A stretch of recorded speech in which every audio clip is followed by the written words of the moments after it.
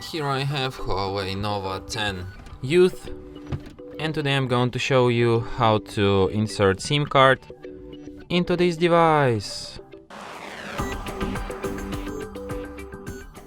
So to do this, you will need this kind of tool, which will help you to eject the SIM card and SD card slot, which is located right here.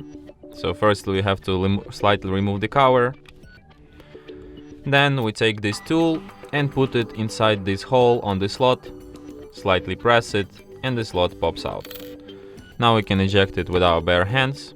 So on this side it says SIM 1, I guess on other side it means that it's SIM 2. Yeah, so let's insert SIM 1, just like this, and then you just put it back into device. And we got it. And as you can see, it immediately requires PIN code to my SIM card, which is the proof that SIM card is detected. And that's it. Thanks for watching.